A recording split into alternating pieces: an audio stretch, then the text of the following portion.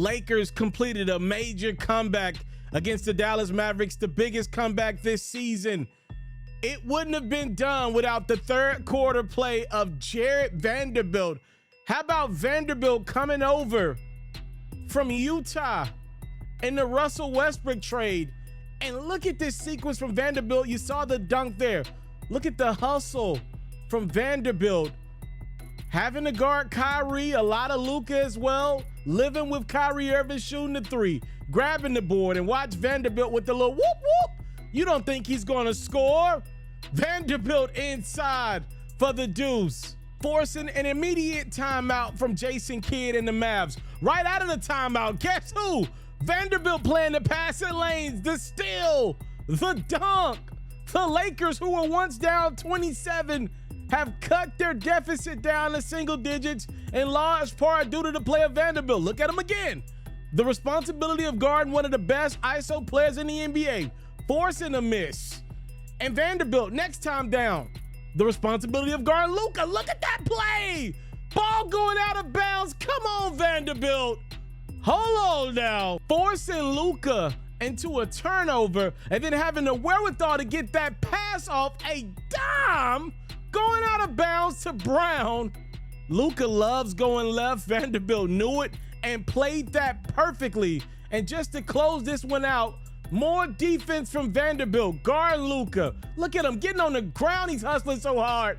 Helping force the miss. A collaborative effort from Jarred Vanderbilt and the Lakers. The full highlight to this game is coming in the morning. But for now, let's talk about this. You know, y'all know I got about 20 to 25 guys that we call FERRO guys on this platform.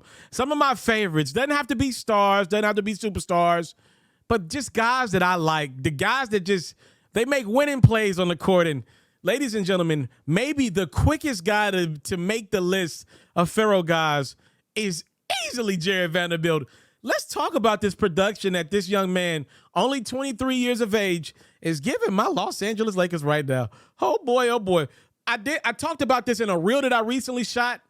You know, I couldn't believe that there were just no glue guys available around the league. I'm talking about guys that don't need 10 to 15 shots, that don't need possessions ran for them.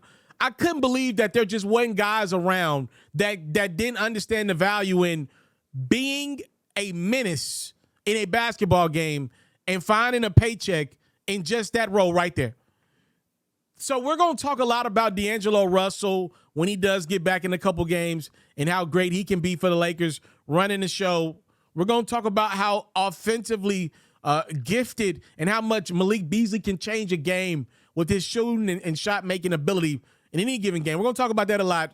But what I want to do right now is give Jarred Vanderbilt just one video. 15 points, 17 rebounds. Ladies and gentlemen, the Lakers just came back from down 27 against the Dallas Mavericks.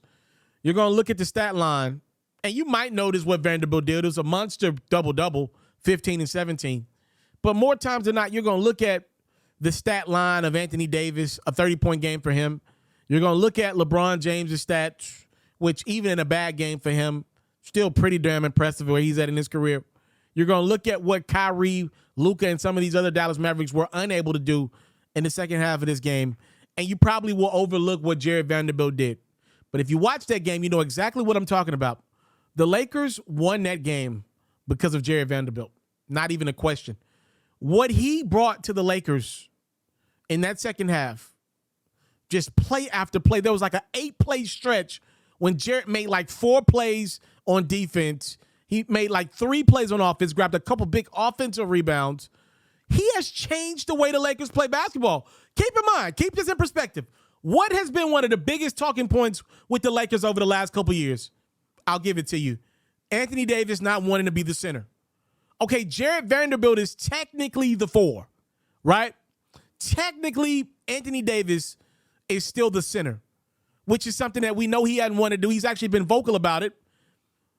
But we know Darvin Ham's like, yo, AD, look, I know you want to be a 4 with a 5 as your center, but I'm not doing that. I'm doubling down on you being center. We need you to be the center. The way this team is going to function correctly is allowing for as much floor spacing as possible.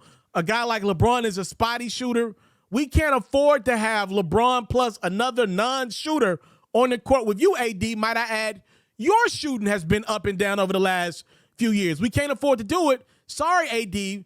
It's easier for us to work you back into our system because you get injured so often with you being the 5. You're going to have to figure it out whether you want to be that or not. You're going to have to figure it out. We know he doesn't want to be the center. But this makes life so much easier for Vanderbilt. He's coming in and crashing the boards at an unreal clip right now, which, yes, Anthony Davis wanted a true center around him, but dang, Vanderbilt doesn't hurt. He's making plays. You can put him pretty much anywhere on defense. Like, think about this, right? If the Lakers don't make the trade, or let's say they make the trade with Minnesota at the deadline and they bring in just D'Angelo Russell and Malik Beasley with Utah incorporated as well, right? But they don't get Jared Vanderbilt. In this game, LeBron has the responsibility of guarding Luka. Or maybe you bring in Lonnie Walker or maybe it's Austin Reeves. Either way, all three of those guys would not have had as much success as a guy like Vanderbilt did on Luka. Now, again, Luka had his moments. First quarter, he was really hot. Honestly, got true. Most of the threes that he made, though, in the first half of that game were off switches with Anthony Davis on them. You can't get any better than Jared Vanderbilt.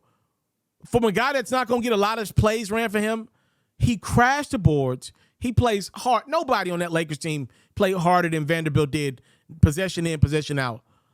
The Lakers have one.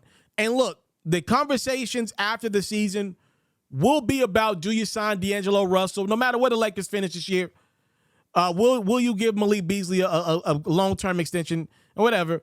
Those conversations, I like both of them. I would like to keep both of those guys. But before we do any of that, what you want to do right now is lock up a guy like Jared Vanderbilt. He's not the sexy name. He's not what P fans are coming into the building for. You're not coming in to see Vanderbilt grab 18 rebounds. But, man, he's an important piece to a game. He changed that game, and one of the biggest reasons the Lakers were able to come back from 27 down. I have a highlight on this game. It's coming in the morning. Please make sure you subscribe, locked and loaded with the platform. You don't want to miss out.